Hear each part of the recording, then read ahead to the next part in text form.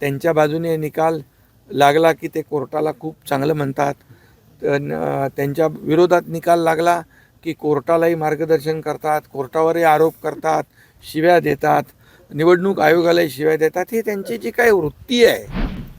शिवसेना नेमकी कोणाची तो एक चर्चा चालली होती, निकाल लागणार होता, परंतु तो निकाल आता पुढे गेलाय. पण या सगळ्यावर संजय राऊत यांनी टीका केलेल्या आहेत की हा पक्ष विलीन करावा लागेल, मग तो भाजपमध्ये किंवा प्रहारला. शिवसेना कुणाची याचं उत्तर महाराष्ट्रातल्या जनतेने दिलेलं आहे. आम्ही 40 आमदार होतो, आज 60 आमदार लोकांनी निवडून दिलेत. त्यामुळे जनतेच्या दरबारामध्ये शिवसेना कुणाची याचं उत्तर महाराष्ट्राला मिळालेलं आहे. आता राहिली ती बाजू न्यायालयाची. यापूर्वी देखील विरोधक असंच म्हणत होते की हे सरकार घटनाबाह्य आहे, मुख्यमंत्री घटनाबाह्य आहेत. परंतु आपल्याला माहीत असेल की जेव्हा माजी आपले सर्वोच्च न्यायालयाचे मुख्य न्यायाधीश चंद्रचूड साहेबांनी त्यांच्या जजमेंटमध्ये जजमेंट देताना म्हटलेलं आहे की सरकार संविधानाने आणि घटनेने दिलेल्या नियमाप्रमाणे फॉर्म केलेलं आहे. सरकार घटनाबाह्य नाही आणि हे पूर्वीच्या ह्याच्यामध्ये आलेलं आहे.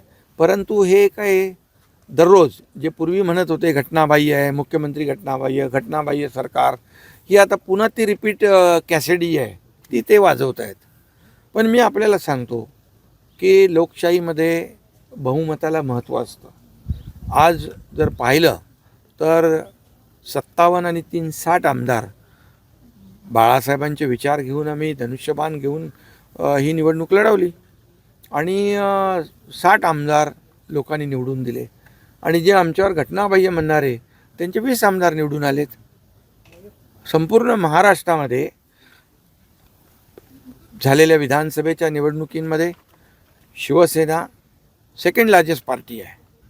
झालेल्या महापालिका निवडणुकांमध्ये शिवसेना सेकंड लार्जेस्ट पार्टी आहे. जिल्हा परिषदमध्ये सेकंड लार्जेस्ट पार्टी आहे. झालेल्या नगर परिषदामध्ये सेकंड लार्जेस्ट पार्टी आहे. त्यामुळे लोकांनी शिवसेना कुणाची याचं उत्तर दिलेलं आहे.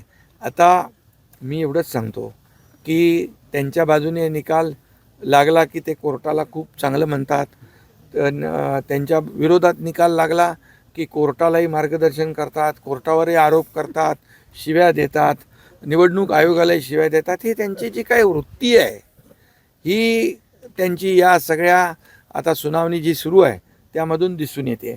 त्यामुळे आम्ही काय त्याच्याकडे लक्ष देत नाही.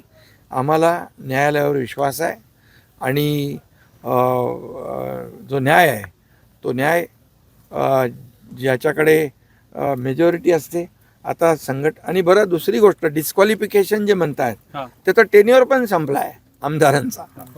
त्यामुळे ते कुठल्या जगतामध्ये आणि कुठल्या जमान्यात वावरत आहेत मला माहीत नाही.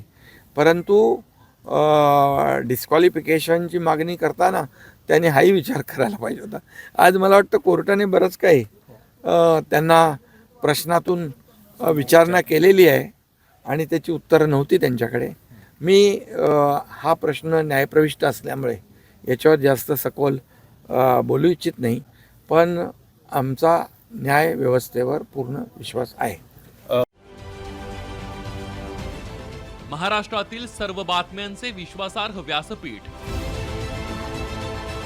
सकाळच्या सर्व सोशल मीडिया प्लॅटफॉर्मला लाईक, फॉलो आणि सबस्क्राईब करा.